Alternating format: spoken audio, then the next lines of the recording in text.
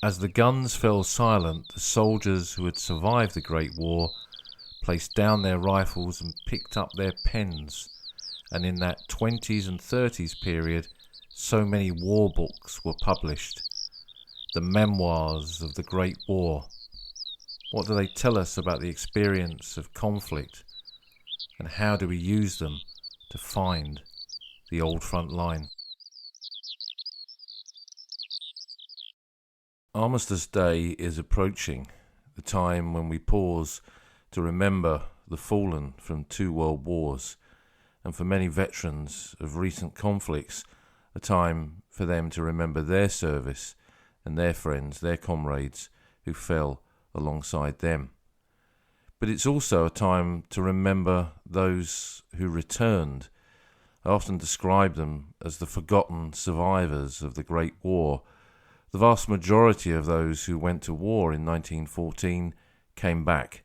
Even in the infantry, 1 in 5 were killed and 3 in 5 were wounded. That means most men returned.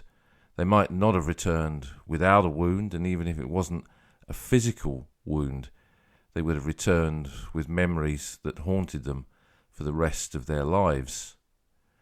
I'm sitting here now in my new dining room, which has become a library, really, which will be hopefully my space where I'll record this podcast.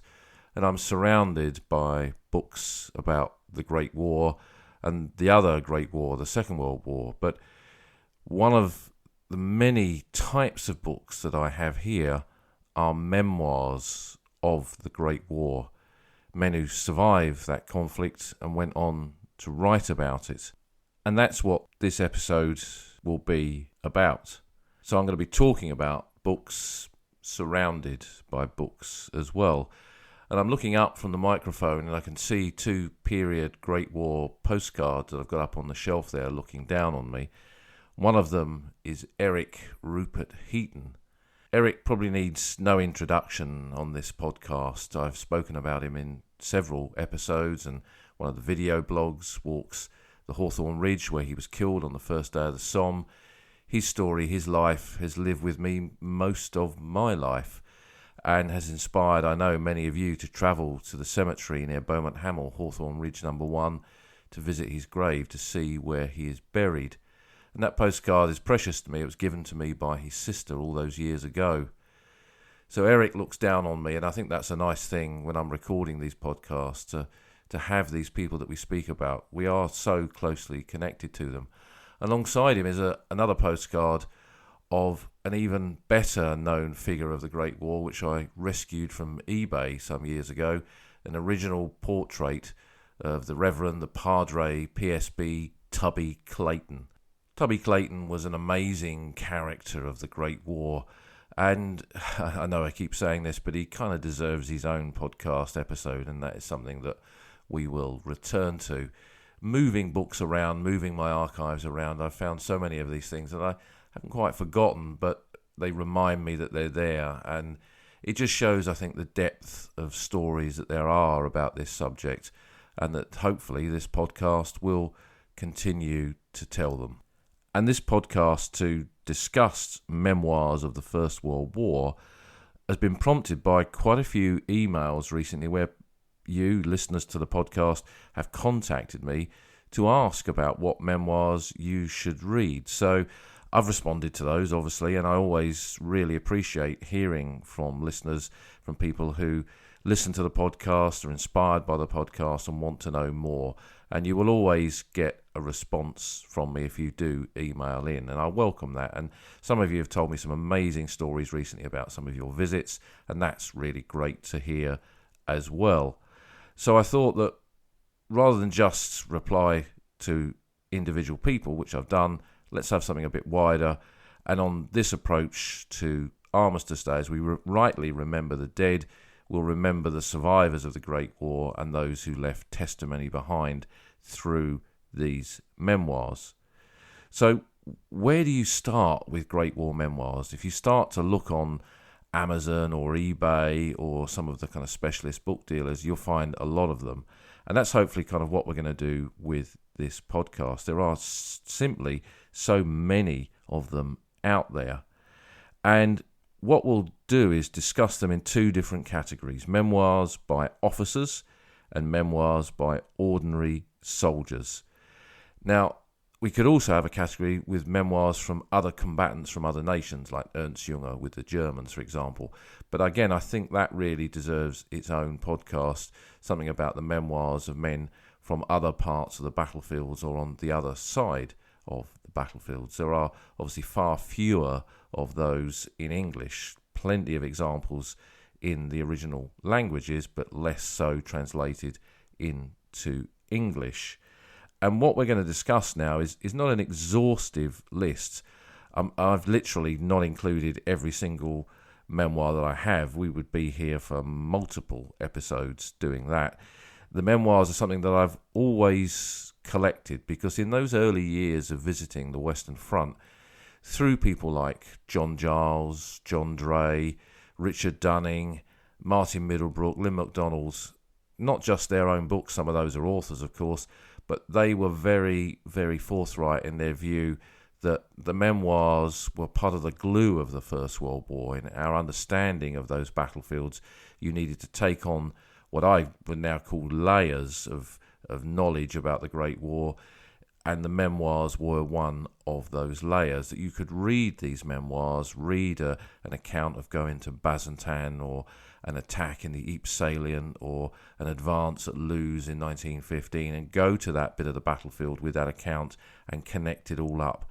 And I think that making those kind of visits to the landscape of the First World War and adding that layer of memoir to it really brings those places alive. So we'll discuss those memoirs in those two different categories, officers and ordinary soldiers. And if we're going to discuss books and memoirs about the First World War, the obvious question is, where do you buy them?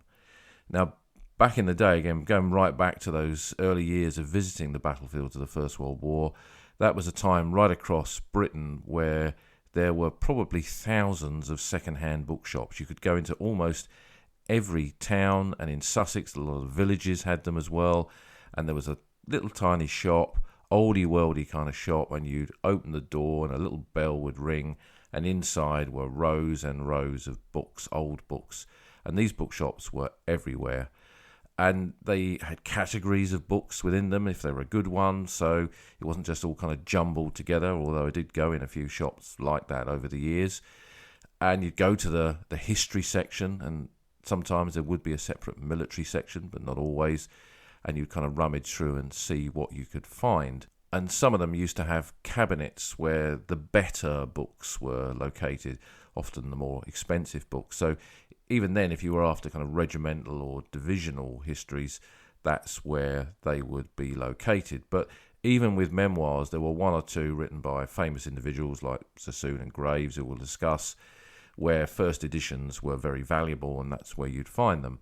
But if you weren't bothered about owning a first edition, you could get one of the many trade editions and get books quite cheaply. And I would often, as a student, head off along the Sussex coast, visit a load of bookshops that I knew with a little 37 pattern Second World War large pack on my back, and with just not that much money in my pocket, go off and visit some bookshops and come back pretty much with it full. And you could pick up Great War memoirs for pence in some cases. I remember buying one or two memoirs for like 50p, 75p, the odd book for £1. No one was really that interested in the Great War in the early 80s, and no one was collecting these books, so you could find them. And Sussex was a good place to do it for me because it was on my doorstep, but also it was a retirement area, so people would retire there, sadly pass away, and their houses would be cleared and the books would end up in the second-hand bookshops. Now, that's a lot more difficult now. There are still second-hand bookshops. I don't think you're going to be buying too many first edition Great War memoirs for tens of pence anymore, but there are shops and places out there where you can go and visit an actual physical shop and buy a book. But online, there are a lot of specialist dealers. Tom Donovan is one of them. I'll put a link to his website onto our podcast website. And I would add a warning to that. You could end up finding yourself spending quite a lot of your monthly income on these books if you're not careful. But Tom produces a regular list by email, which is a really good list with some really unusual books on it. But not just first editions. He also has more common books on there, which he sells at very reasonable prices, and he has a lot of stock on his general website as well. Now, I don't have shares in Tom Donovan's books, but I've bought a lot of books from him in the past, and I've known Tom for many, many years. He's a really nice, decent guy. Now, he's one of quite a few military book dealers out there, and it's just worth searching the internet for some more. eBay is another source of these books. It's surprising sometimes how cheap First World War books go for on eBay, so it's worth having a look on there to see what is available. The ultra rare books, you're not going to really find them at any kind of cheap price on eBay, I don't think.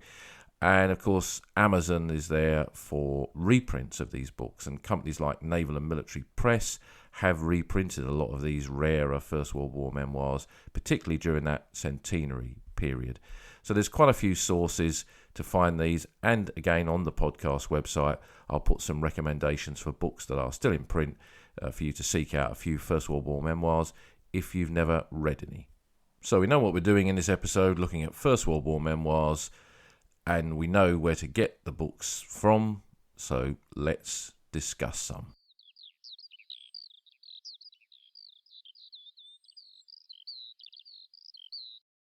Our first look at Great War memoirs begins with those books that were written by men who were officers in the Great War. I've delineated this podcast into officers and other ranks because I think there's two different voices emerged from this. Officers, of course, were largely well-educated men, often with private funds, private means, and they had the time and the money to sit down and write memoirs after the war without the impetus of having to be paid for it. So we see a lot more of memoirs emerging from former officers than we do ordinary men, and we'll return to the ordinary men part of it in the next part of the podcast. When we look at the memoirs of officers who served, we have to ask ourselves a number of questions. Do they speak for everyone is the principal question. Of course, they don't. And this is one of the dangers of memoirs, is thinking that particular books represent an entire generation. They don't. Books are there to give us voices, and as historians we look at those voices and we make deductions from what we read. One book, one voice is not going to tell us the true story of the Great War. And if we're seeing memoirs as part of a layer of understanding the landscape of the First World War, it is important to look at multiple memoirs to get an understanding of that layer. So you can take, for example, a story of the Royal Welsh Fusiliers in a particular part of the line and look at that from the point of view of officers like Robert Graves and Siegfried Sassoon, who served with that regiment there, and then an ordinary soldier like Frank Richards, who was in the ranks. So you can't do that always, because there aren't necessarily multiple memoirs for every battalion or even regiment within the Great War, but you can sometimes, and it's important to do that. So let's begin our look at the officers' memoirs with what I would call the big hitters. And the big hitters are by some of the famous names of the First World War, of men who were writers, often professional writers, and also poets. And by that I mean Siegfried Sassoon, Robert Graves, Edmund Blunden, for example. So with Siegfried Sassoon, he was a very wealthy man. He had an enormous private income before the war. He privately published his poetry, but he was a patriot. He believed in service, he believed in duty. The war made him very cynical. If we read the history of Sassoon, we read about his protest against the war in 1917 that almost got him court-martialed. And his poetry, you can sense the bitterness in his poetry about the cost of war, the cost of sacrifice. He often asks what the sacrifice of the men who served alongside him, whether in the ranks or fellow officers, what was it for? But Sassoon has left us an incredible legacy of memoir. And it's not just memoirs of an infantry officer, which is his best known memoir of the First World War, which covers the pre-Somme period up to the fighting towards 1918. It's the earlier volume as well we have to connect to that, which is memoirs of a fox hunting man, which begins in the pre-war Sussex and Kent Weald, the countryside of southern Britain, and then leads up to the outbreak of war, where Sassoon joins as an ordinary soldier in the ranks of the Sussex Yeomanry, and then is commissioned into the Royal Welsh Fusiliers and goes off to the Western Front in the autumn of 1915, where he joins the 1st Battalion Royal Welsh Fusiliers in the trenches opposite Fricourt at Bois-Français. Now, we've spoken about these experiences there in previous podcasts, so I won't go over that again, but his books are the work of a professional writer. So they're highly crafted pieces of literature, well written, and I think very accessible. Sassoon is an easy read. He's not difficult. It's not full of too much language describing things. He sees the world and he records the world. And for me, that will always be part of the attraction of reading his accounts of the First World War, in the way that he talks about the landscape, riding in it, being in the trenches. And also there is that other layer of the men around him. Sassoon clearly had a great love of the men that he served with, and not just fellow officers. He went out and risked his life to bring in a wounded corporal, Corporal O'Brien, which would result in the award of the Military Cross. And it comes across very strongly how much regard he has for those ordinary soldiers that he serves alongside in the trenches of the Western Front. And Sassoon's journey across these battlefields from the Somme to Arras is something that you can use to follow in his journey today by visiting those battlefields and seeing the places where Sassoon was.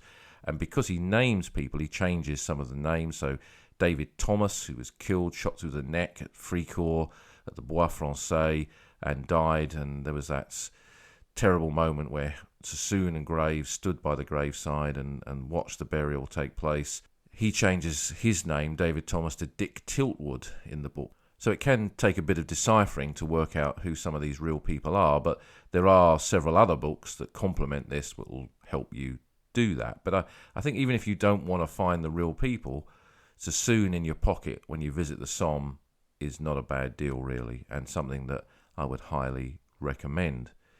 So Sassoon, I think, is at the kind of pinnacle of these well-educated, well-versed, well-read, and highly gifted writers who wrote their memoirs of the First World War. And it's not surprising to discover that his books became bestsellers and went into multiple editions and are still in print now, a century nearly after he first published them, which is some achievement, really.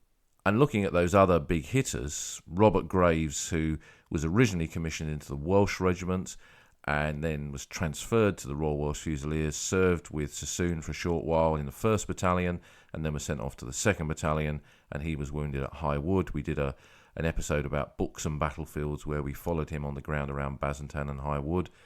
And on one of my earliest trips to the Somme, I put a copy of Goodbye to All That, which is his memoirs of the Great War, into my knapsack and walked the Somme battlefields with it and read it at different places when I was walking that ground with my dad in 1982. And when I got back, I discovered that Graves was still alive, and I wrote to him through his publishers, but he never responded. And I discovered some years later that in the last years of his life, he totally rejected the Great War. He wanted to forget about the war. He didn't want to be seen as a war poet. He wanted to be known as a love poet.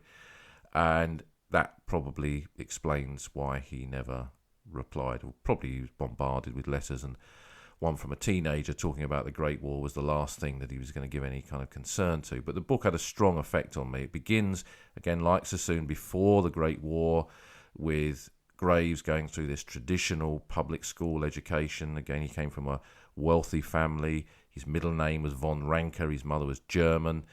And we sense, as you read the book, Graves is quite honest about things, and he upsets people as he goes along. I pretty much think that throughout his life he upset everyone that he ever knew. He fell out with Siegfried Sassoon, for example, over the publication of their respective books. But what you get from this is an honest, detailed account of being a subaltern, a junior officer on the Western Front. And again, you can sense from it the love he has of his men. They're not just kind of chess pieces in his life. It's much more than that. And it gives you this detailed account, in particular, again, of the Somme. So Sassoon and Graves, both serving in the same regiment, both covering similar areas of the Somme battlefields. This is all part of our understanding of the men who were there and the stories of those who were there, obviously from an officer perspective, but it's a good way to tramp those battlefields with those books in your pocket.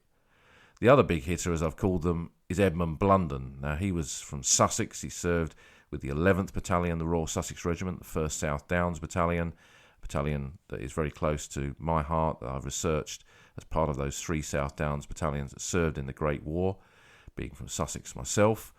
And Blunden was a junior officer that went over as a replacement in the early part of 1916, before the attack at Richebourg and the Somme, and his book follows through from that Richebourg period through the Somme, through the South Downs being at Ypres and the Third Battle of Ypres-Passchendaele, and then his story concludes when he transfers to another battalion just prior to the German offensive in March of 1918. Blunden, compared to Graves and Sassoon, although he was from a reasonably wealthy background, not super rich, but they were comfortable, they had servants, they lived in quite a big house in Sussex, and of course he'd been privately educated at Christ's Hospital School near Horsham in Sussex. Blunden is a more gentle soul, I always think, that he describes much more about the landscape and the nature and what he sees in the smashed villages. And we've had a couple of episodes where we've linked him to some specific places on the Somme. And I read it because, again, he mentions a lot of ordinary soldiers. He mentions them by name. And one or two of the people that he mentions in his book, over the years, I have photographs or I've picked up their medals. So it's quite interesting to have that kind of connection to a book. And again, you can follow these individuals through the battlefields. He mentions men who were killed, and you can find their graves, and you can link together the places from the redoubts at Festubert, where he was in the big open fields there as it is today, through to the Boar's Head, the battlefields around Richebourg, down to the Somme at Hamel where he was, and the Schwaben redoubt. It's a great way, again, of connecting up those places. And in his case, because he had a much kind of wider service than Graves and Sassoon, he was in the front line a lot longer than both of those without being seriously wounded. He connects us to a greater range of different places on those battlefields of the First World War. And I think it's sometimes harder to read his book, but I find it more rewarding in some respects than either Sassoon or Graves in terms of what it gives us for our travels across that landscape of the Western Front. So those are 3 of the big hitters, and they became men who were well known for not just their books about the Great War, but for different aspects of their life and the things that they did, particularly with Graves writing so much more material and Blunden becoming one of the greatest poets of the 20th century in Britain. But those are the big hitters. What about some lesser-known officer memoirs of the First World War? Those books are easy to find. These ones, less so. So let's start with some of those. One I would always initially recommend is Sidney Rogerson's 12 Days. Rogerson served as an officer in the 2nd Battalion, the West Yorkshire Regiment, and the book covers a very, very short period at the fag end, at the end, the autumn of 1916, the end of the Battle of the Somme. It literally takes 12 days out of a period of service when the battalion was in and out of the line. It begins behind the line near to Albert at the Citadel camp, and then moves up to the front line area on the Le Transloy ridge near to the village of Le Boeuf. And it describes not big battles, not going over the top, but static warfare in a quieter period of the Somme battlefields. And there's huge amounts of detail in this book which Rogerson describes, and you get this sense again of his men, not just the officers in his battalion, but the men. And he talks, for example, about one man who's a bit of a scrounger who likes to go out into no man's land at night and see what he can find on the bodies of the dead. And he allows him to do this on the condition that he searches for the dog tags, the identity discs of British soldiers who are lying out there dead, and bring them in so they can use that as proof that they've been killed, to relieve some of the misery of their families when these men have been posted missing. So you get kind of lots of cameos like that in Rogerson's books. And in the first edition of it, there are a whole series of paintings, illustrations that he did to illustrate some of the aspects of the story within it. Now, the first edition is not desperately expensive. It can easily be found in a number of different places, and there is a reprint as well. I think Tom Donovan may well have done a reprint at one stage, and then Naval and Military, I think, did one. But it's still out there, the book. And I think when you take it to that part of the forgotten Somme where there aren't that many cemeteries or memorials, it's just vast open fields along that Le Transloy Ridge, and you sit there, you can walk up to, for example, where there is a memorial at the Caribou outside Gerdecourt, and look across that landscape and read Rogerson's accounts of the conditions, what it was like in the trenches. I think that's where the writing connects you to the landscape, connects you to the history, connects you to those layers of the First World War in that part of the Somme. I'd then say go to Francis Hitchcock's Stand To, A Diary of the Trenches. Hitchcock served with the 2nd Battalion, the Leinster Regiment, and it follows him from the Ypres salient in 1915 through to the final phase of the war with the 4th and final Battle of Ypres in the autumn of 1918. Along the way, he fights on the Somme and around Arras, and the book is based on his diaries. It's kind of written in a diary format, but he illustrates it with some little sketches and also maps. And this is another really interesting aspect of some of these memoirs that have maps in them, is that makes it incredibly useful if you're then going to tie that to the landscape, to take those maps with you and walk that ground. And I remember taking a library copy of Stand To when I couldn't afford to buy it to the local photocopier and photocopying all the maps and putting them in my knapsack as I headed off to the Somme and Ypres to follow Hitchcock around those parts of the battlefields. And again, there's lots of stories in it where you can read about real people getting killed or wounded. And there's one instance where he talks about men going out into a field near Ypres, and they go out to get some scrounge and potatoes that are in the field to make some grub with it, and they get killed. And those men, you can find their graves in La Belle Alliance cemetery close to Ypres. And we mentioned Ernst Junger, a German veteran who wrote Storm of Steel and Cops 125. At one stage, Hitchcock in the 2nd Leinsters was at Guillemont, opposite Junger's unit, who was holding the Sunken Lane area there. And this is one of those cases where we've got accounts of a battlefield from both sides. Hitchcock with the Leinsters on the British side of no man's land, and Junger with the Germans and the Hanoverians on the other side of no man's land. So it's another way of kind of weaving in through, again, these layers. We're going to hear me talk about these layers a lot in this podcast, and the books are all part of that. So Hitchcock, for me, was particularly the Ypres salient parts of it, was a really useful way of understanding those battlefields, to walk the ground, to walk that curve of the salient, visit some of the sectors where he served around Hooge, and then read his account of it and really get into the detail of what life in those trenches was like during those long periods of static warfare. Now, returning to the Somme battlefields, and the book's not just about the Somme, but the next book that I recommend from an officer's memoir point of view is Charles Dewey's The Weary Road. The Weary Road was originally published, I think, in the 20s. It's been reprinted quite a few times. And Dewey served in the 1st Battalion of the Dorsetshire Regiment for a long time of his service period. That was part of the 32nd Division. And he was with them on the Somme before the Somme offensive began, and there's a lot of description of raids and counter-raids and periods of static warfare in the build-up to the Battle of the Somme, and it's really good for that. And then he was there during the Somme fighting when his battalion went into action at the beginning of the Battle of the Somme, and then he described some of the later conditions as well. But his battalion moves up and down the front, and at one stage he's right up on the coast at Newport, and there's some really great descriptions of that part of the front line, the beginning of the Western Front on the beaches there at Newport. So it covers quite a wide period and a wide part of the battlefields, but the Somme parts of the book are really among the best.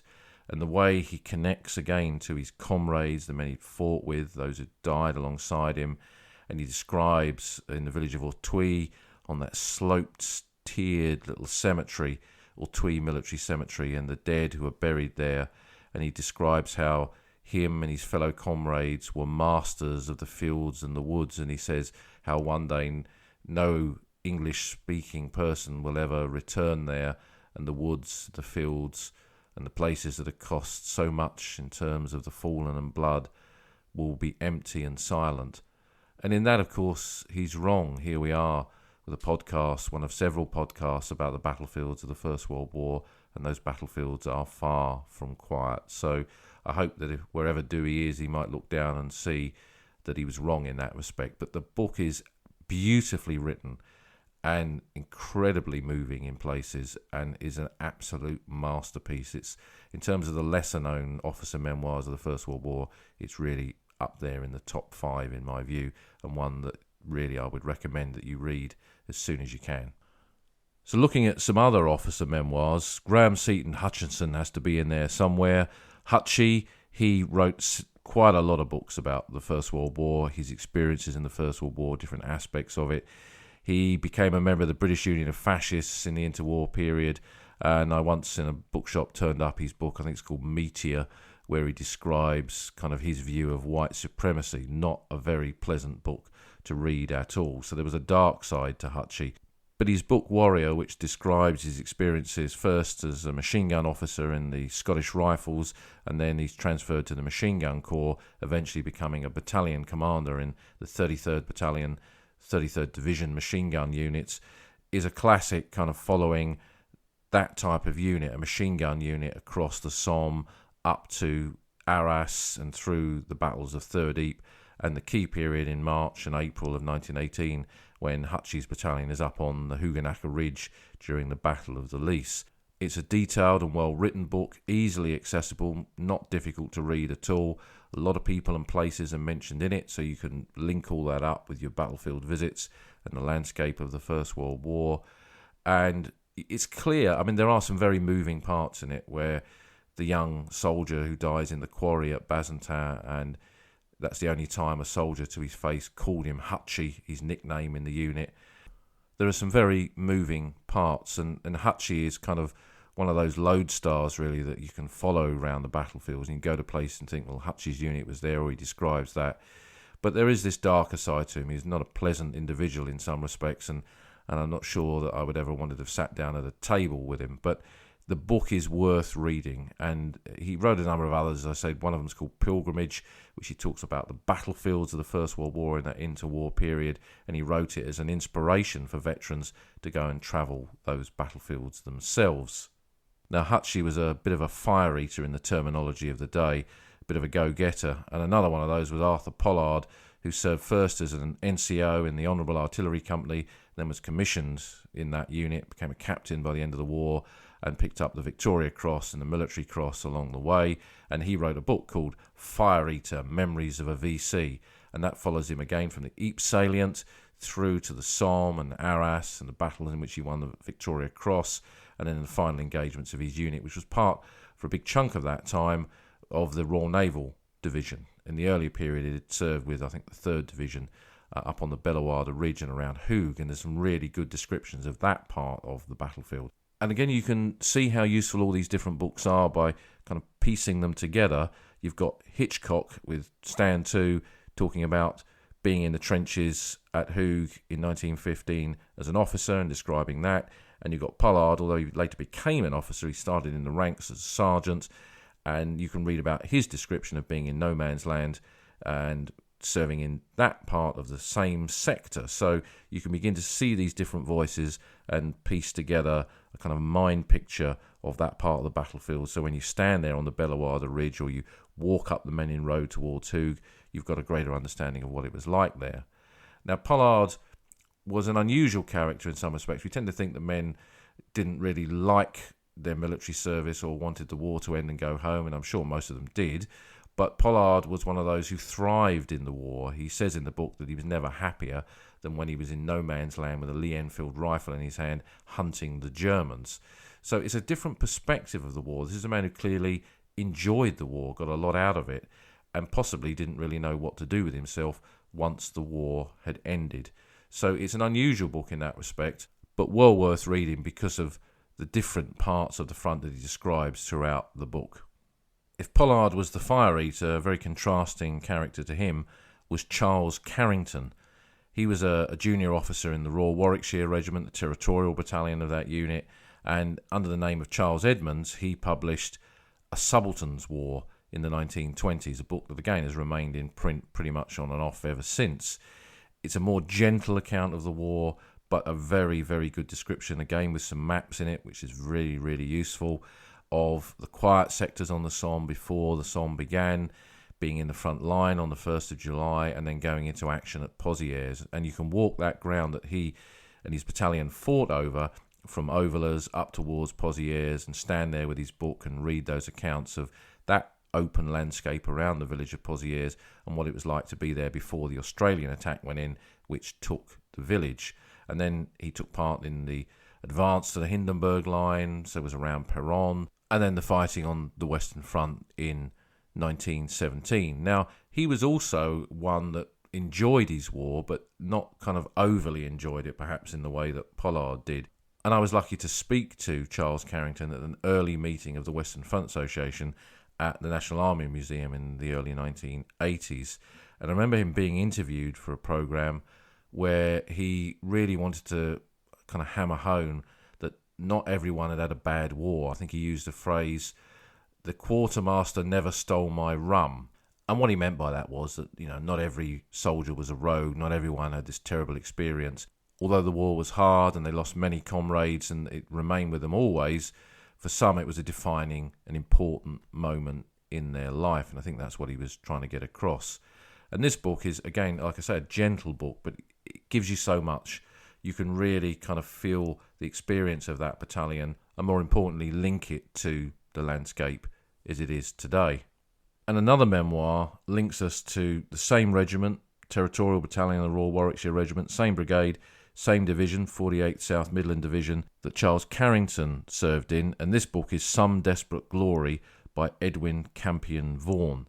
Now, this was published much later. Campion Vaughan died before the Second World War. I think he died tragically on an operating table when a routine operation went wrong. And he'd written this account that wasn't published until the 1980s by Leo Cooper. And it's been reprinted quite a few times since. It covers similar stuff he joined towards the end of the Somme, and it looks at his experiences in the German withdrawal across that area in early 1917 in the advance to the Hindenburg line. But the real kind of key chapters is when he gets to the Third Battle of Ypres and he describes the attack near St. Julian across the Steenbeck River.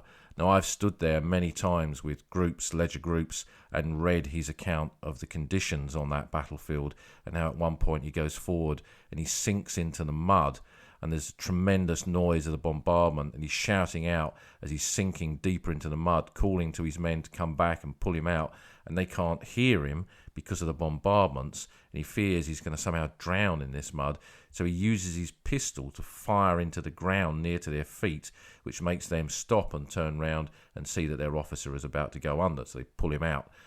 It's truly horrific in some ways when you read just how terrible these ground conditions were during the Third Battle of Ypres, and this is one of the best accounts of it. So that description of the fighting in what we'd call the Battle of Passchendaele, erroneously, but the Third Battle of Ypres really makes it really one of the best, I think, accounts of that period of the war, that part of the battlefield, and great for walking that ground. You can walk up from Ypres and approach the Steenbeck River close to St. Julian, walk up alongside it, and you can stop and you can read Campion Vaughan's account of that part of the front line. Now, in the 1970s and 80s, quite a few officer memoirs came out then. Often, there was a period in which there was almost no interest in the First World War, and they kind of dive-bombed in terms of sales. And I remember going into remainder bookshops and second-hand bookshops in Brighton, for example, where there would be big piles of these books. They're much harder to get now. I think a lot of them ended up being pulped. But there's three from that period that I particularly want, or three authors that I want to pick out. And one of them is R.B. Talbot Kelly, who wrote A Subaltern's Odyssey, Huntley Gordon, who wrote The Unreturning Army, and P.J. Campbell, who wrote two books, In the Cannon's Mouth and The Ebb and Flow of Battle. R.B. Talbot Kelly was a gunner officer. He was a forward observation officer in the Royal Field Artillery in the 9th Scottish Division. And his book covers the Battle of Lewes, the formation of the 9th Scottish Division, their travel across to France, and then their first action in the attack on the Hohenzollern Redoubt on the 25th of September 1915. Superb descriptions of the Battle of Lewes, some of the best from the viewpoint of a gunner officer. And being a gunner officer, he got to see a lot more of the battlefield, travelling around, acting as a forward observer. And the book moves on to the Somme, and there's a lot about Arras and the Third Battle of Ypres. Really brilliant accounts. Again, this is one of those that has travelled with me on the battlefields many times. And it's got some sketch maps in it, and also he was a professional artist. I have one of the books that he wrote and illustrated about birds, for example, one of these puffin books from, I think, the 1930s. And the little illustrations, I think a big chunk of them are now in the collection of the National Army Museum. They are really good little illustrations, and again, a kind of a bonus. So if you're following him around on the battlefields and you get to the area at Loos where he was, and he talks about Tower Bridge, the big lifting gear from the mine there, and he does a little sketch, and you can stand there on that ground and look at his sketch. So it's, again, one of these books that helps you connect to these multiple layers of how we understand those battlefields of the First World War. Huntley Gordon was another gunner officer who served in an independent field artillery brigade, so they weren't attached to a particular division and they moved around a lot. He was with the Royal Field Artillery at Arras and Ypres, and his book, The Unreturning Army, covers those periods. I love it particularly for his descriptions of the ground around Zillebeek. And again, I've walked all that, walked up to the points where he had his observation posts. He was another forward observer, and he describes the whole landscape around Hooge, the Menin Road, the Bellewaerde Ridge. Now we've got Hitchcock's account from 1915, Pollard's account from a similar period, and now we've jumped on to 1917, and now we've got Huntley Gordon's account of the same area. And again, you can see how useful these different memoirs are for connecting up those jigsaw pieces to understand a particular part of the battlefield. And you can literally kind of follow him on a little walk up through Zillebeek, up onto the high ground above, looking down onto the Menin Road, around to Maple Copse and Observatory Ridge, and you can do a kind of Huntley Gordon walk, reading the book as you go along. Really, really excellent account, well written. I've read it many, many times. You can just dip in and out of it, and it's been reprinted. There's a new version. I think his son brought out a new version during the centenary, which is easily available with some extra material in it. So that's another good one. And these gunner officer memoirs, of which there are quite a few, and we've only mentioned a couple of them, are really good because as we've said, being gunners, they got to move around a lot more and they saw a lot more of the ground, and men like them had maps and air photos and oblique photographs and panoramic photographs and all the kind of material that they could probably keep and take home with them and then use to write these books. And they also, during the war, they saw a lot more of the landscape of the battlefields and what was going on than the ordinary platoon commander in an infantry battalion in a frontline trench. So the gunner memoirs, always very, very interesting and useful. P.J. Campbell is another gunner officer. So all these three, the commonality is the artillery. He served also in an independent brigade of the Royal Field Artillery, and his two books, In the Cannon's Mouth and The Ebb and Flow of Battle, cover 1917 and 1918 respectively. In the Cannon's Mouth is about Passchendaele, Third Ypres, and the battlefields there. Brilliant account of that. The conditions, what it was like to use the guns there, the men in his field artillery brigade, and being in and out of the line around Ypres. It's a classic book looking at the landscape of the Ypres salient. The Ebb and Flow of Battle covers the two German offensives of March and April of 1918, which he was involved in, and there's some great descriptions of pulling back as an artillery field brigade with the Germans hot on your heels. He describes firing over open sights with the guns, kind of gunner's worst nightmare, and in particular I love his description of the area in April 1918 as they pull back over the Messines Ridge towards the Scherpenberg and those hills as you get towards the Franco-Belgian border. That's a brilliant description of that period of the war and what the fighting was like there, more fluid fighting. And then it moves on to the last 100 days, and it's a really good memoir to connect you to some of those battlefields of the First World War. And P.J. Campbell was still alive when I began my interest in the Great War. He appeared in Frederick Forsyth's series called Soldiers that was on, I think, ITV or Channel 4 in the 80s. And I tried to track him down but failed, sadly. I would have loved to have spoken to him because those two books, I read Ebb and Flow of Battle and read it again and again. They're brilliant books, absolutely love those two. And they need to be in the knapsack, I think, of any kind of Great War enthusiast to understand those battlefields of 1917-18. So I'll just end this section on officers' memoirs with two final books. I mean, I could go on and on with all these books, and I'm thinking I haven't mentioned this one and I haven't mentioned that one, but we want to give you a kind of an intro into these memoirs, and you can begin with these books that we've mentioned and then broaden yourself out as you find more. But there's one that's easy to find, and that's Of Those We Love by I.L. Reid. I've mentioned this book a few times in the podcast. He was a Sussex lad from Eastbourne who was on an apprenticeship in Leicester when the war broke out, and he joined the Leicestershire Regiment, the Leicester Pals, and served with them at Bazentan. His descriptions of the fighting at Bazentan Wood are really second to none. And he was also a really good illustrator, and the book's illustrated with his sketch maps and illustrations of the front line. He also links into Ernst Junger, who we mentioned, because he's in the area of a Christmas truce between the Leicesters and the Hanoverians near Montchieu-Bois, north of the Somme, in the winter of 1915-16. So it's good for that. And then he gets commissioned in the Royal Sussex Regiment, and he serves with them in the Second Battle of the Marne and the Fourth Battle of Ypres in the autumn of 1918. And it is one of the very few first-hand accounts of the Second Battle of the Marne. So it's a very important book from that point of view. It was privately published in the 90s, and I think it was Pen and Sword did a reprint since. So it's easy to get hold of. Really, really good, detailed, well-written, and again, kind of gentle memoir of the First World War. You can see again the sense, because he'd served in the ranks himself, he had a very different opinion of what it meant to be an officer, and I think you see that reflected in the book. And we'll end with a really obscure book on the First World War, a memoir of the First World War, and that is Q6A and Other Stories by Francis Buckley. Buckley served as an officer in the 7th Battalion Northumberland Fusiliers in the 50th Northumbrian Division, and the book covers a period from 1916 to 1918, starting in the Ypres salient where they were prior to the Battle of the Somme. They were on the southern sector, on the Messines sector. There's a lot about that, Hill 60. He mentions Jack Dorgan, MM, who was a veteran of the Great War that I knew. It's really lovely to see his name mentioned in the book.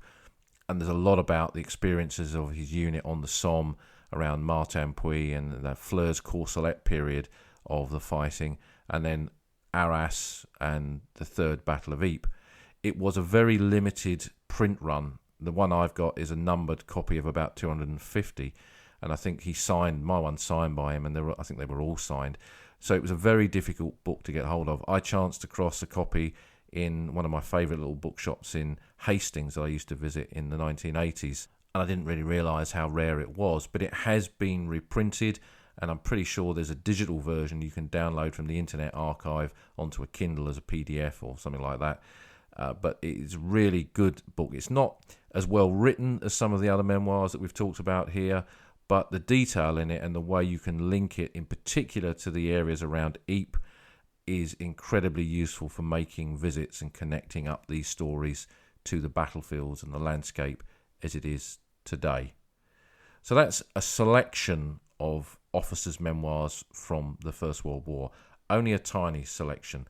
And I'm conscious of the time. I said we could probably have multiple podcasts talking about these books. But hopefully that's given you a few pointers as to what to read. And I'll list them all on the podcast website so you can see them. And the ones that are still in print, I'll put on there as links to where you can find them on Amazon. So that's officers.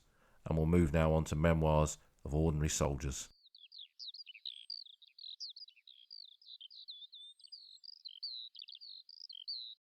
Having suggested some memoirs written by officers who'd served in the Great War, we'll now look at those written by ordinary soldiers, men who served in the ranks.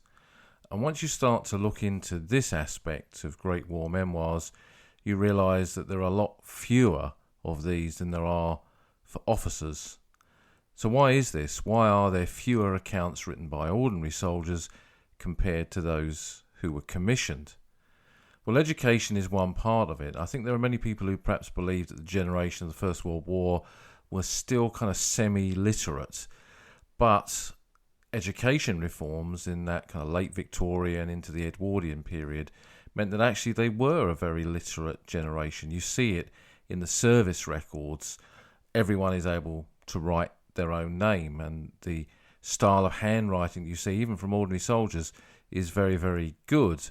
And the huge amount of letters that went back and forth between men on active service and those at home, which you often see reproduced in local newspapers, indicates that generally this is quite a literate generation. And the huge amount of diary keeping, especially by ordinary soldiers, they could go into canteens at camps and shops at camps when they were training in Britain, and one of the things they could buy was a little pocket diary. I have a few examples of these myself, and men kept diaries, even if it was just basic little notes about where they were and what they'd seen. So it's not that they're not literate, but particularly things like the infantry are drawn from a working class background, soldiers from a working class background, and those kind of men are less likely to be inspired to write an account of their life. They're almost kind of taught to believe that they're just a cog in a wheel. Who would be interested in their experiences? Whereas Sassoon and Graves and Blunden and so many others, having gone to public school, kind of made to feel special, that they were part of this kind of golden generation. It doesn't even cross their mind that they should write a book about it, about their life, their experiences in the trenches. So I guess there's a kind of reluctance for ordinary soldiers to do this, but you see it begin to change. 20 years after the Great War, there was a series of magazines published called The Great War, I Was There, which did use some material from published books, but also commissioned material, and you see quite a representation from ordinary soldiers in things like that. And there was a book published called something like 500 Cockney Stories of the Great War, most of which were from ordinary men. Now, when it comes to published memoirs, there are fewer, but there are some really good ones. And in this final bit of the podcast, we will look at them. So where to start with these memoirs written by those in the ranks? Well, there can really only be one place in my mind to begin, and that's with Frank Richards' Old Soldiers Never Die. Frank Richards was a regular soldier, a Welsh miner who had served in India before the Great War with the Royal Welsh Fusiliers, and then was a reservist, recalled to the army on the outbreak of war, and went off and went through all 4 years of war, picking up a Distinguished Conduct Medal and a military medal along the way. He served in the signal section of his battalion. He served alongside Siegfried Sassoon and Robert Graves. They both had a great admiration for him. And after the war, they encouraged him to write his accounts. Robert Graves in particular appears to have been very involved in the construction and the editing of the book. There is some suggestion that he may have rewritten one or two bits of it. But it's essentially, when you read it, it's the voice of a common man. And it's a great story. It really is a truly great story that begins and ends, as all great stories do, in a pub, with the soldiers being mobilised, having a beer, and at the end of it, the survivors sit down in the pub together, think of their experiences, toast their fallen comrades, and are drawn to that favourite soldier's song, Old Soldiers Never Die, They Simply Fade Away. It's an incredibly moving book in places, and one that you can use to follow it on the ground, tracing the places where Frank Richards was, not just in the big battles of the Somme and Ypres and Arras, but in some of those lesser known sectors. His Distinguished Conduct Medal was for bravery at the Red Dragon crater at Givenchy, for example, in June of 1916, and you can stand there on that spot and read his account of it.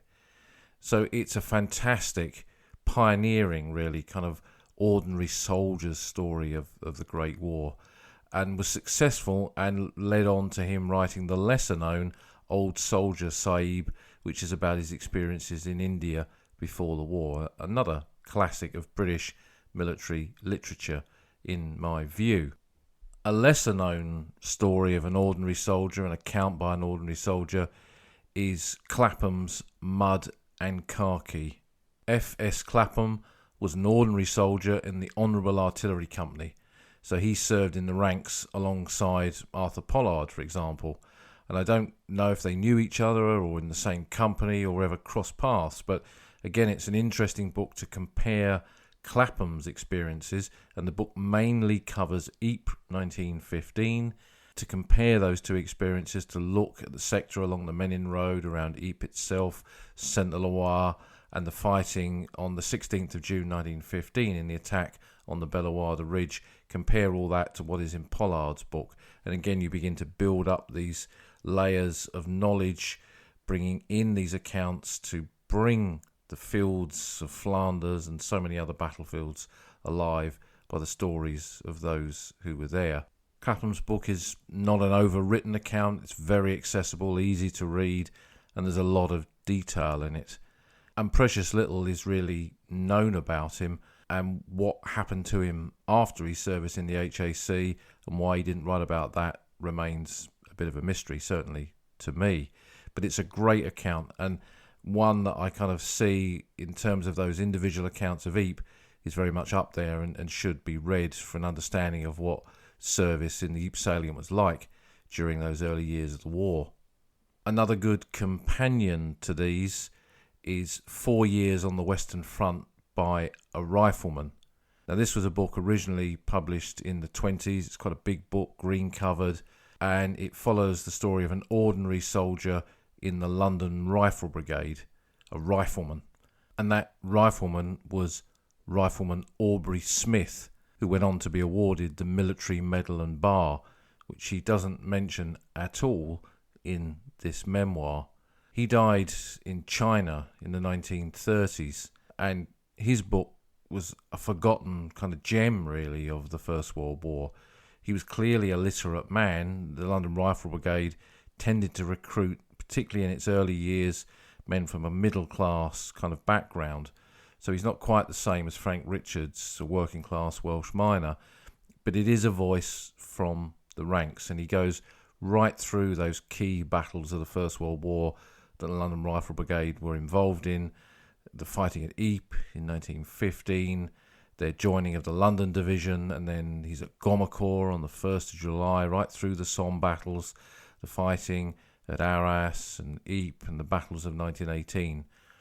And at the end of the book, he comes through the war, he's seen so many comrades fall, and he heads off for demobilisation. And it's quite a moving conclusion where he kind of walks into a hut wearing khaki and comes out the other side in civilian clothes and shuts the door on his war. It's a super book, a really fantastic book. And I have a first edition of it and one of the later reprints. And I think that it adds so much to our knowledge of the London Regiment in the Great War and the 5th Battalion, the London Rifle Brigade, but also tells us so much about some of those key parts of the Great War. Not so much the big battles, but the bits in between. He's very detailed on that. And it's a great read.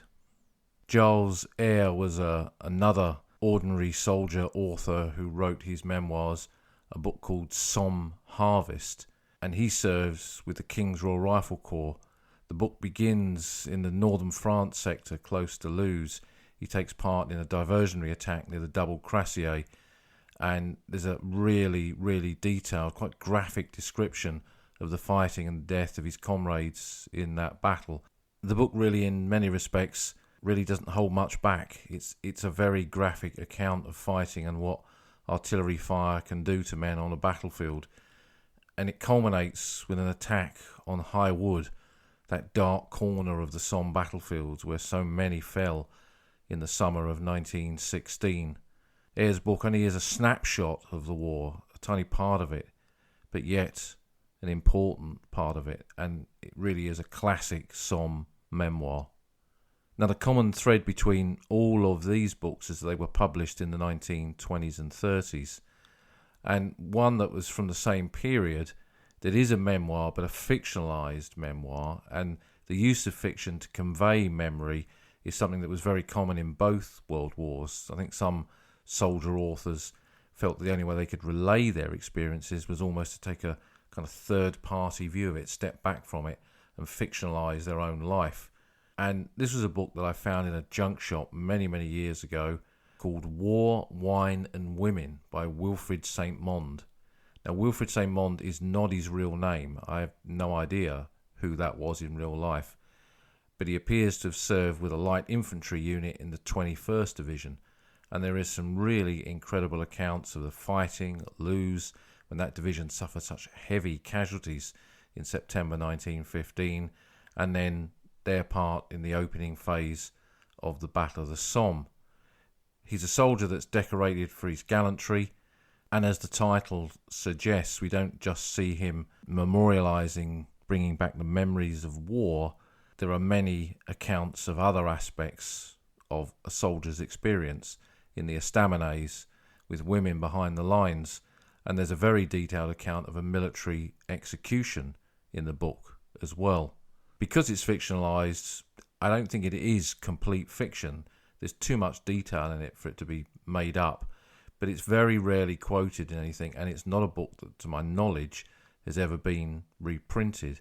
It's not a rare book, really, or a valuable book, but it is certainly one that is worth getting hold of because it kind of gives a different view of the war, and I think the author, by changing his name and fictionalising his account of the conflict, was able perhaps to put detail in it that the others could not. And jumping on a little way to the 1970s and 80s, this was a period in which, as we mentioned with officers' memoirs, quite a few books, personal accounts of the Great War, were published, some of them by ordinary soldiers. And there were 3 books that were edited by 2 authors called Haig and Turner. Haig spelt Haigh rather than Douglas Haig. And they did 3 books, one on a lad who served in the Barnsley Powers, who came from Elsica, where I used to live.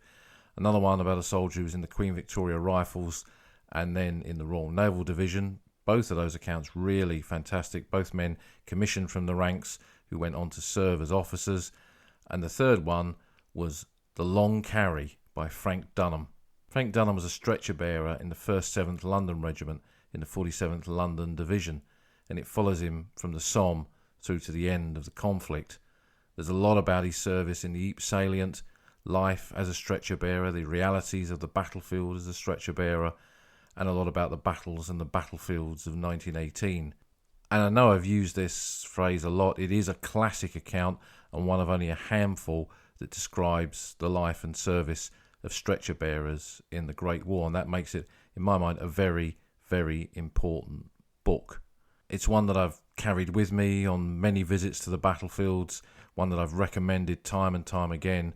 And when I was on a Ledger battlefield tour and coming back home one time, I sat on a feeder coach, one of our coaches that takes us back to where we've come from, and a lady was sitting opposite me on the other side of the coach, and she noticed that I had a battlefield guide top on with a badge, and she said, "Oh, what battlefields have you been to?" And I'd just been on a tour to the Western Front. I was telling her about it, and she said, "Oh, my father served on the Western Front of the Great War. He was a stretcher bearer in the Shiny 7th, which was the nickname of the 7th London Regiment." And I looked at her and I said, "Next thing you'll be telling me is that your father was called Frank Dunham." And when I said that, her eyes nearly popped out of her head, and she said, "How did you know my father's name?" And there in front of me was the daughter of Frank Dunham, the author of The Long Carry. She tried to get the book reprinted during the centenary and sadly failed, and it remains just in that very first 1970s edition. Difficult to get hold of sometimes, but really worth the effort to find it. Another one from this period, and I never got to meet Frank Dunham, but I did meet this author, and that's George Coppard, who wrote With a Machine Gun to Cambrai. Coppard was a teenage Tommy who joined the Queen's Royal West Surreys in 1914 in the 12th Eastern Division and served with them in the early phase of the war on the Western Front in the Battle of Lewes. Very good description of that. And then he transfers to the Machine Gun Corps and serves with them until his war ends in the Battle of Cambrai in November of 1917. The book was originally published by the Imperial War Museum. There was a really nice hardback edition of it and quite a nice paperback edition too. And then it's been reprinted, of course, since. He was just an ordinary lad, a working class lad, who had gone through some of the key battles of the Great War, from Lewes to the Somme to Arras and Cambrai, but left this very vivid, very honest account of it. And the book to me has really stood the test of time. It's one of those books that I've had for close on 40 years now, and it was great to have that opportunity to meet him in the 1980s. And when I joined the Western Front Association about the same kind of time, quite a lot of the veteran members of the association had begun to write and self-publish their own memoirs. There was a chap called Tanky Taylor who wrote a book about his experiences at Ypres with the Worcestershire Regiment, for example. But the one I wanted to recommend was a book by Frank Hodges, Men of 18 in 1918. And this is an unusual book because a lot of these memoirs that we've spoken about, almost all of them, if not all of them, are men who were volunteers, who had volunteered in the early period of the Great War. This soldier was a conscript. He was conscripted late on in the conflict and then served in that final year of the war on the Western Front with the 10th Battalion of the Lancashire Fusiliers. It's not a great piece of literature. It's not the work of Siegfried Sassoon. It's the work of an ordinary man who was an 18-year-old Tommy in the trenches in the final battles of the Great War. But it's a classic little account with lots of detail, a really superb ordinary soldier's account of that last period of the fighting on the Western Front. And I suspect, well, I know that there were many other self-published books like this, which I still keep coming across. I've got a whole pile of them by several soldier authors, just ordinary lads, most of whom were ordinary soldiers in the ranks. And some of them are just a few pages. But these are all really important testimony, written many years after, possibly influenced by what some of these men had read and what they'd thought later on. But nevertheless, they are a record of the Great War. And I hope that collections like the Imperial War Museum have quite a lot of them. I know quite a few of these veterans did give copies to institutions like the IWM. But I just wanted to end this section on ordinary soldiers' memoirs with a particular nod to the Canadians, because curiously there are quite a few accounts by ordinary soldiers who served with the Canadian Expeditionary Force, the CEF. And at the top of that list is, of course, the account by Will Bird, who wrote a book that was originally published as And We Go On, and when it was reprinted many years later, it was retitled To Ghosts Have Warm Hands. Now, I've mentioned this book before. Will Bird served in the 42nd Canadian Infantry, the Black Watch of Canada. He was awarded the Military Medal for their final battle in November 1918 at Mons, and he went through from the tail end of the Somme through to that final phase of the conflict. He became a journalist, so he was quite a well-read, quite a literate man, but he was not privately educated in the same way that some of these authors that we've spoken about was. But he could tell a story, and that's something that comes across strongly in the book. And that secondary title of Ghosts Have Warm Hands recalls that moment where he was asleep in a dugout and he felt the warmth of his dead brother's hands. His brother had been killed earlier in the conflict, who kind of dragged him out of this dugout just as a shell came through the pitch black night and went straight through the dugout entrance and killed everybody inside. And there are lots of little cameo stories like this in Will Bird's book. He wrote quite a few others, including one which was a kind of travel book where he went round the battlefields in the 1930s and saw the sites where the Canadians had fought, and then jumping on a generation, he went on to write regimental histories for several Canadian units that served in World War II.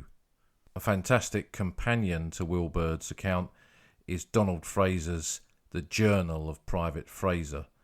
Fraser was a Scotsman who'd emigrated to Canada, and he served with the 31st Battalion Canadian Infantry, the Alberta Regiment.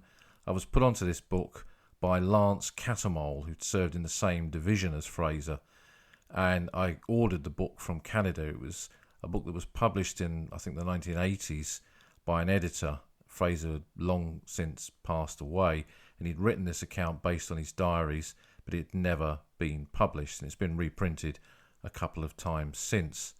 Fraser served in the ranks, first in the 31st Battalion and then later in the Canadian Machine Gun Corps, and it follows him as an original member of that battalion from when they arrived on the Western Front in 1915 through service at Ypres, fighting at Courcelette and Regina Trench, and then the battles of Vimy and Passchendaele and the actions of 1918.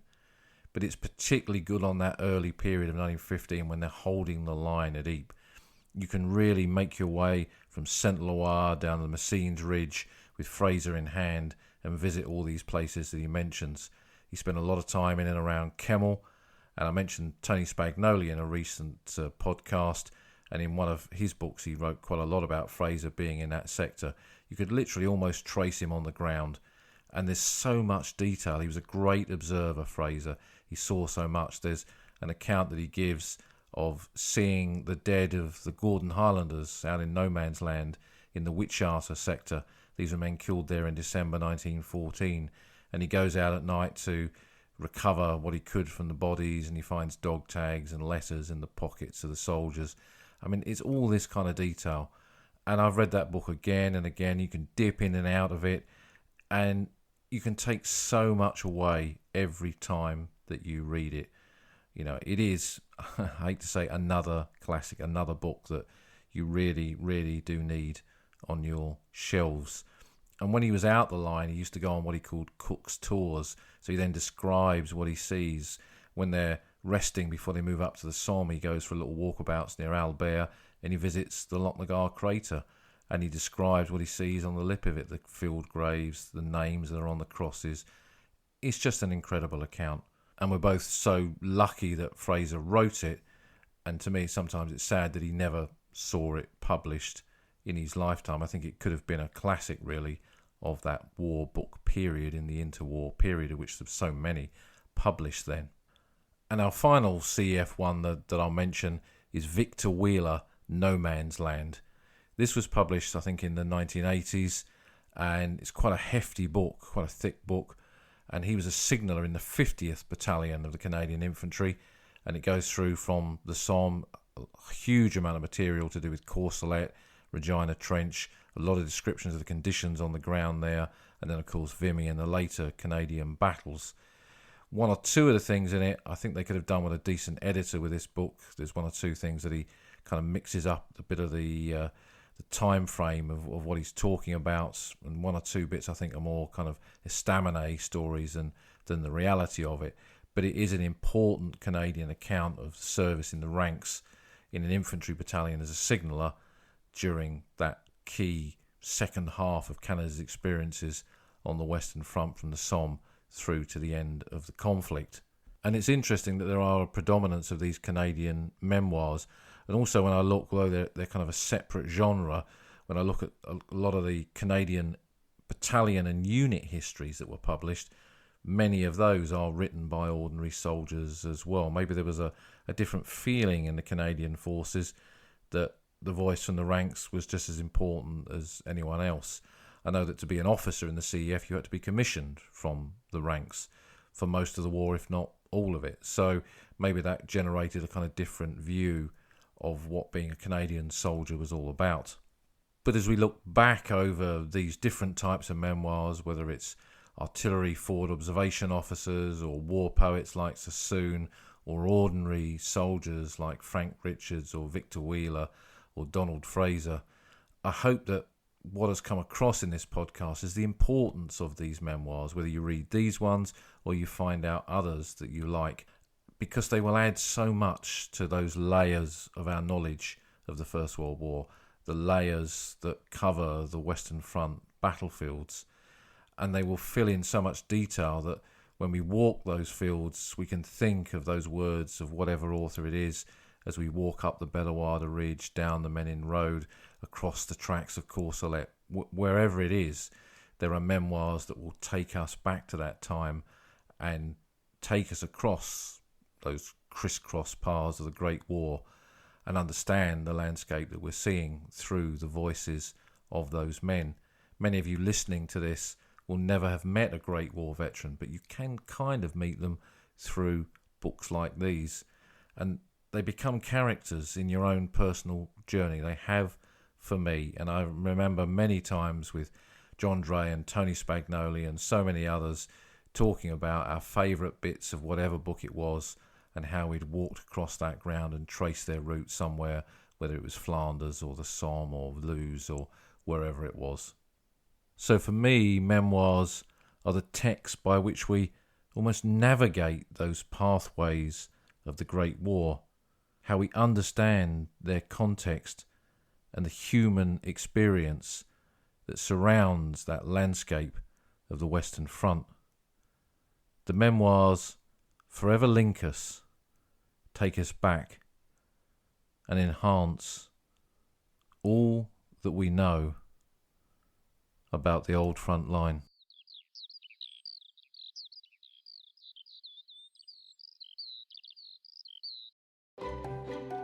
You've been listening to an episode of The Old Front Line with me, military historian Paul Reed. You can follow me on Twitter at Somcor. You can follow the podcast at Old Frontline Pod. Check out the website at oldfrontline.co.uk, where you'll find lots of podcast extras and photographs and links to books that are mentioned in the podcast. And if you feel like supporting us, you can go to our Patreon page, patreon.com/oldfrontline, or support us on Buy Me a Coffee at buymeacoffee.com/oldfrontline. Links to all of these are on our website. Thanks for listening, and we'll see you again soon.